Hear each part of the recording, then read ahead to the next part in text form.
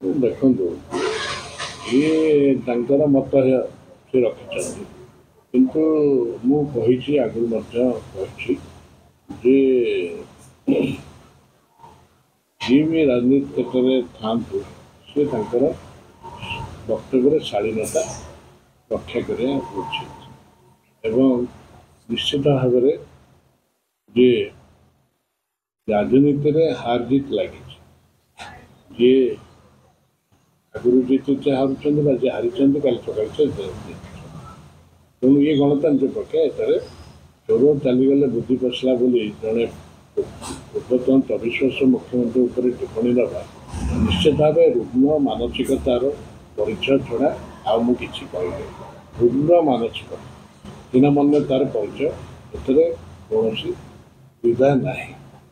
ତେଣୁ ବକ୍ତବ୍ୟରେ ଶାଳୀନତା ରକ୍ଷା କରିବା ଉଚିତ। ଯେଉଁମାନେ ଜନପ୍ରତିନିଧି ରହିଛନ୍ତି ଶାଳୀନତା ରକ୍ଷା କରିବା ଉଚିତ। ସେପଟେ ପୂର୍ବତନ ମୁଖ୍ୟମନ୍ତ୍ରୀ କାଲି ଜନତାଙ୍କ ଭିତରକୁ ଯାଇଛନ୍ତି ଏବଂ ଯେଉଁଭଳି ଭାବେ ଲୋକଙ୍କ ଭିଡ଼ କ'ଣ ବୟାନ କରୁଛି, ଲୋକ ଯେମିତି କାନ୍ଦୁଥିଲେ, କ୍ଷମା କରିବେ ନବୀନ ପଟ୍ଟନାୟକ କହୁଥିଲେ, ଏ ଯେଉଁ ଚିତ୍ର ସାମ୍ନାକୁ କାଲି ଆସିଲା ତାହେଲେ ଆପଣ ମତ ଆପଣ ସେ ଦୃଶ୍ୟ ଦେଖିଛନ୍ତି, ଗଣମାଧ୍ୟମରେ ପ୍ରସାରିତ ହୋଇଛି, ହଜାର ହଜାର ଲୋକ ସେଠି ଉପସ୍ଥିତ ଥିଲେ ଏବଂ ସମସ୍ତେ ଲୋକ ବି ଅନେକ ତାଙ୍କର ଆଖି ଲୁହ ବି ଥିଲା, କୋହ ଥିଲା ଏବଂ ଦୁଃଖ ବି ଥିଲା ଏବଂ ମୁଖ୍ୟମନ୍ତ୍ରୀ ପୂର୍ବତନ ମୁଖ୍ୟମନ୍ତ୍ରୀ ନବୀନ ପଟ୍ଟନାୟକ ପ୍ରତି ତାଙ୍କର ଯେଉଁ ସ୍ନେହ ଶ୍ରଦ୍ଧା ଏବଂ ଆନୁଗତ୍ୟ ତାହା ବାରି ହେଇ ପଡ଼ୁଥିଲା ତାଙ୍କ ଯେଉଁ କଥାରେ ଏବଂ ନିଶ୍ଚିତ ଭାବରେ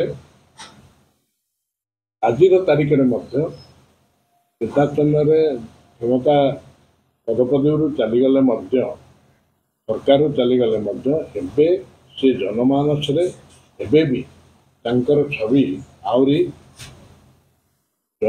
ଯେଉଁ କହନ୍ତି ଆହୁରି ଜାଜଲ୍ୟମାନ ହେଇକିରି ରହିଛି। ଆଗକୁ ପଞ୍ଚାୟତ ଇଲେକ୍ସନ ଅଛି, ତେଣୁ ଭାବୁଛନ୍ତି ଏ ପ୍ରକ୍ରିୟା ଆଗକୁ ଆହୁରି ଜାରି ରହିବ? ପୂର୍ବତନ ମୁଖ୍ୟମନ୍ତ୍ରୀ ନବୀନ ପଟ୍ଟନାୟକ ପୁଣି ଲୋକଙ୍କ ଭିତରକୁ ଯିବେ, ପାଖକୁ ଯିବେ?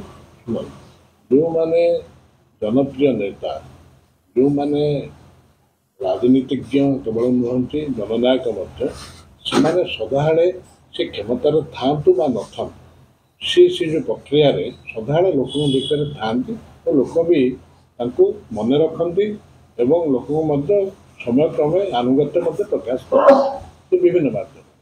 ତେଣୁ ମୁଁ ନିଶ୍ଚିତ ଭାବରେ ଏ ଆଶା ରଖିବି କାଲିର ଏଇ ଯେଉଁ ଜନସମୁଦ୍ର ଥିଲା ନିଶ୍ଚିତ ଭାବରେ ନବୀନ ପଟ୍ଟନାୟକ ପାଇଁ ଯେଉଁ ସ୍ନେହ